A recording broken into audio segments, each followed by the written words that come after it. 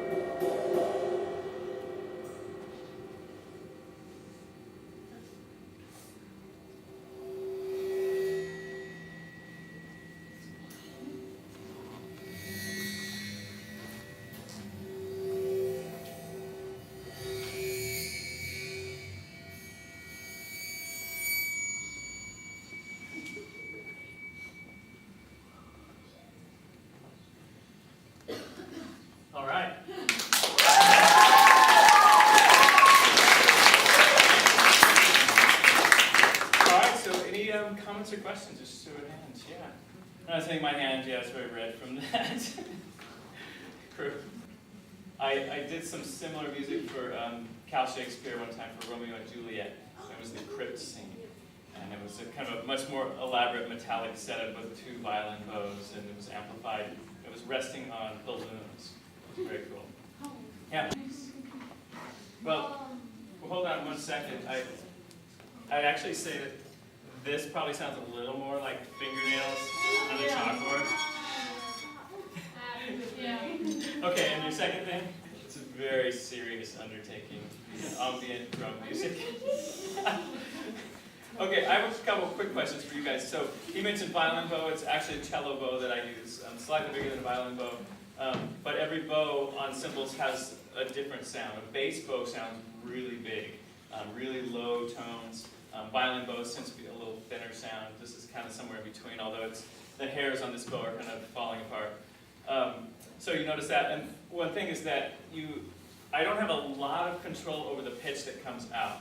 There's a couple factors: how tight the hairs are, how fast I move it up and down, and then also wherever I put pressure can cut off the vibration. So it's pretty consistent that if I put a finger of pressure on the outside rim, I'll get a high pitch.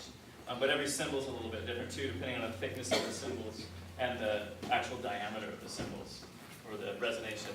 I have another quick question before we get to just a couple more brief comments. Did you hear this? Okay. It was kind of eerie sounding, kind of like a creepy ghost or monster or something, right? Yeah, did we have, I think I heard somebody say a rubber ball. It looks like a lollipop. It doesn't taste like one, sorry. Yeah, it's actually a super ball, right? And I drilled a hole in the super ball, and I put some glue in it, and I put a barbecue skewer. A lot of times on the skewers, I cut the sharp end off. On this one, I guess I didn't. And so, it's fairly sharp, and I end up stabbing myself sometimes. But yeah, so it's a very dangerous instrument. It's interesting. It has just enough friction that when I rub it across different drums, I get some sounds coming out of it, right? And I showed the last group, so I'll show you. I can actually get sounds occasionally on things like windows.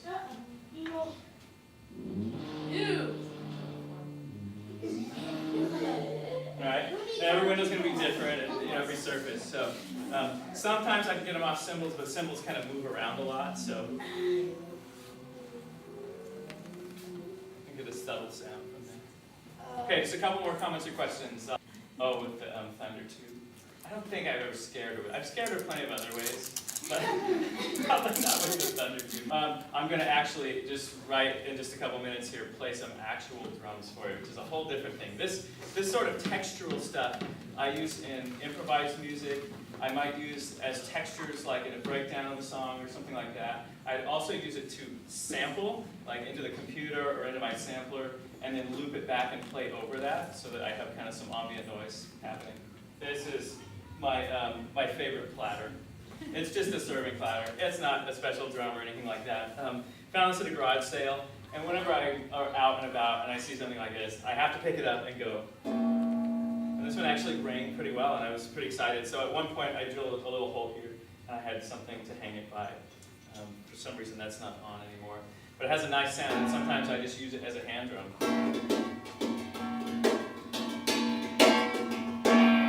Or a gong. Yeah. I didn't make this thunder tube. You could make this thunder tube pretty easily in several different ways. It's just an empty tube. There's different sizes. It has a thin membrane, which is like a drum skin on this side. You could use kind of any thin piece of plastic, and then it's just got a long spring. And you would just like twist it in, and I think they glue it on the inside so it doesn't come out. And then you just shake it, and the vibrations from the spring resonate through the head, and this creates an echo chamber. So the sound kind of builds up. So the larger the echo chamber, the larger the sound, and kind of deeper the sound you're going to get, and the longer resonation. And then you can kind of control it with, make it talk a little bit. And then if you hit on hard surfaces. Okay, so I'm not going to take any more questions right now. I want to get to the second part of this.